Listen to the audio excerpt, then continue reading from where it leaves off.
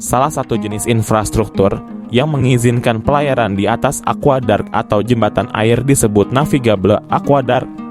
Ada yang dibangun lebih dari 100 tahun lalu dan pada waktu itu dianggap sebagai proyek paling ambisius dan inovatif, dan berikut adalah beberapa jembatan air di dunia. Veluwemer Aqueduct. Veluwemer Aqueduct yang berlokasi di Handerwijk, Belanda Timur. Jembatan ini merupakan salah satu ikon Belanda selain kincir angin yang mendunia dan kini viral di media sosial. Veluwemer Aqueduct ini merupakan jembatan atau terowongan bawah air yang menghubungkan kota Handerwijk ke Flevoland atau sebaliknya. Jembatan tersebut dibuka untuk umum pada tahun 2002 setelah melewati 4 tahun proses pembangunan, yakni kurun 1998 hingga 2002. Selama proses perancangan jembatan, para arsitek mencoba membangun jalur air di atas jalan N302 yang dilintasi 28.000 kendaraan per hari. Pembangunan jembatan ini sempat menuai polemik karena dikhawatirkan membuat kemacetan di jalan N302. Akhirnya, desain jembatan dibuat menjadi 2 bagian untuk jalur darat di bawah dan jalur air di atas. Dengan demikian, kapal feri dapat melintas di jalur air dan jalur darat dapat digunakan untuk perlintasan mobil maupun truk dengan aman. Para arsitek yang merancang jembatan tersebut berpendapat desain jembatan dibuat untuk menghemat anggaran sekaligus dapat melancarkan arus lalu lintas air dan darat. Veluwemer Aqueduct dirancang sepanjang 25 meter dan lebar 19 meter serta dilengkapi tiang pancang baja yang memungkinkan air di atas jembatan tersebut tak tumpah ke terowongan. Struktur jembatan tersebut menjadi salah satu saluran air terpendek di dunia. Struktur seperti ini biasanya disebut sebagai terowongan yang bermanfaat menyalurkan air baku dan sumber irigasi. Selain itu, para arsitek juga membuat jalur perlintasan di sisi kanan dan kiri jalur darat yang memudahkan akses para pejalan kaki. Jembatan Stadskanaal. Kanal Dusunter merupakan sebuah jalur air yang terletak di Walonia, Belgia. Dengan total panjang mencapai ratusan kilometer, pada kanal ini terdapat Start Canal Bridge yang konstruksinya dimulai pada 1998 dan selesai di 2002. Panjang jembatan Stadskanaal adalah 498 meter, lebarnya 46 meter, serta memiliki kedalaman 7,1 meter. Stadskanaal memiliki kapasitas menampung air hingga 80.000 ton, serta mampu dilewati kapal dengan berat 1.350 ton. Adanya jembatan ini memungkinkan jalur navigasi air melewati simpang jalan utama yaitu N55 dan 35 di Belgia. Layaknya jembatan flyover saat kanal ini dibangun di atas jalan raya, serta taman kota. Pada Kanal Dui Center memiliki panjang 112 km dengan ketinggian yang berbeda-beda yang puncaknya setinggi lebih dari 300 meter. Karena itulah di bagian ujung Stadskanaal terdapat lift kapal yang bernama Stripy Tribute Lift, yaitu berupa lift khusus untuk menaikkan dan menurunkan kapal. Stripy Tribute Lift dibangun untuk menghubungkan Sungai Meuse dan Sungai Scheldt yang memiliki perbedaan ketinggian sekitar 73 meter. Dalam sejarahnya, lift kapal ini dirancang selama program modernisasi Kanal Du Center untuk menggantikan sistem lift kapal yang sudah tua. Konstruksi dimulai pada 1982, pembangunannya memakan waktu selama 20 tahun dan selesai pada 2002.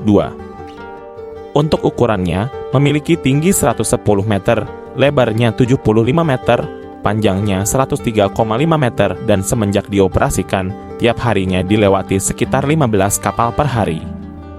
Strukturnya terdiri dari 2 chamber independen yang berdimensi 112 meter x 12 meter yang bergerak secara vertikal pada bagian hulu dan hilir sungai.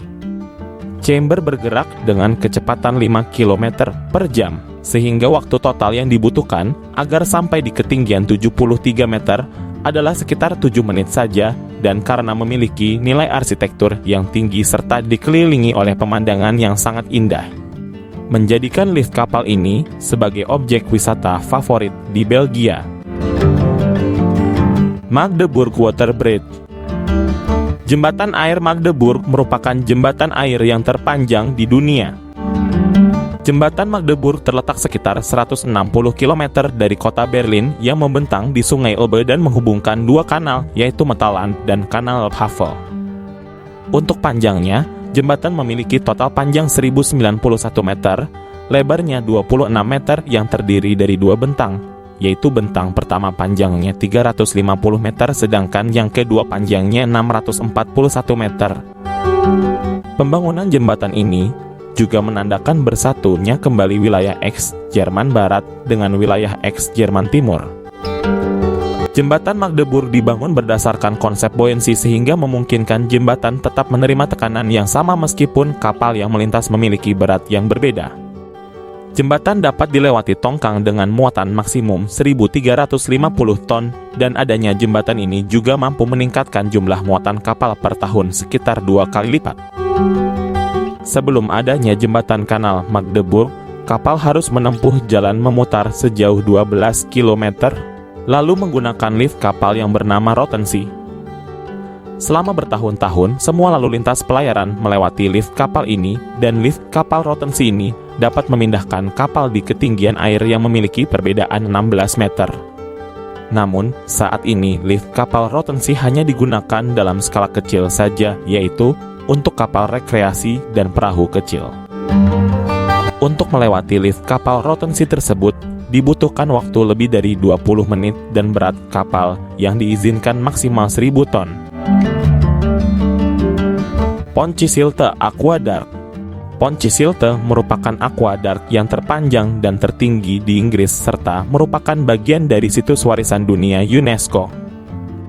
Dibutuhkan waktu selama 10 tahun dalam pembangunannya mulai 1905 hingga 1805 serta pada waktu itu dianggap sebagai proyek paling ambisius dan inovatif.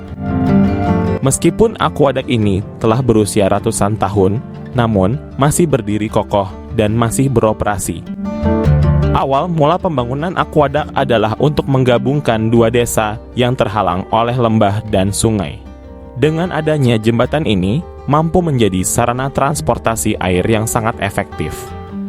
Aqueduct memiliki panjang 307 meter dengan ketinggiannya 38 meter, kemudian jembatan ini ditopang oleh 19 pilar yang berjarak 16 meter. Untuk total lebarnya hanya 3,4 meter termasuk jalur pejalan kaki, sehingga hanya bisa memuat untuk satu kapal saja.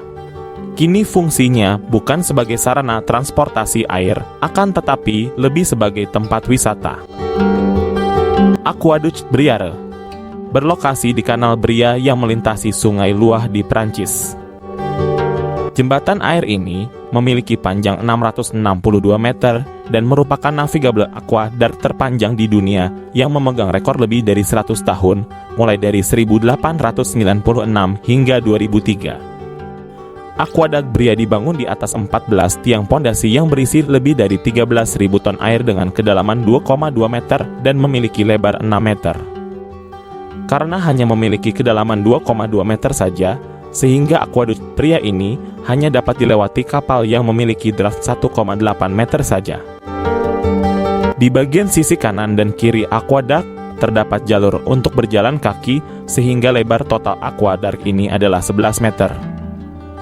Pembangunan jembatan dilakukan antara tahun 1890 hingga 1896 dan merupakan bagian dari kanal luas yang memiliki panjang 196 km. Karena hal itulah, Aqueduct Bria menjadi monumen bersejarah di Prancis serta merupakan salah satu destinasi wisata yang terkenal di Prancis. Naviduct Grabbersgat merupakan jembatan air yang terletak di Enkhuizen, Belanda. Navidat dibangun di atas jalan N302 yang berfungsi sebagai jalan pintas yang menghubungkan dua danau, yaitu Danau Markemir dan Danau Itzelmer. Tujuan utama pembangunan jembatan adalah untuk mencegah kemacetan kendaraan serta kapal, sedangkan pembangunannya dimulai pada 1995 dan selesai pada 2003. Navida ini memiliki sistem kunci di kedua arahnya dan berfungsi untuk mengatasi perbedaan ketinggian air di kedua danau itu. Di antara kedua lok terdapat chamber dengan panjang 125 meter, lebarnya 12,5 meter. Jembatan dapat dilewati kapal berukuran besar sesuai dengan CMT class yaitu klasifikasi ukuran kapal yang dapat beroperasi pada sistem transportasi di Eropa.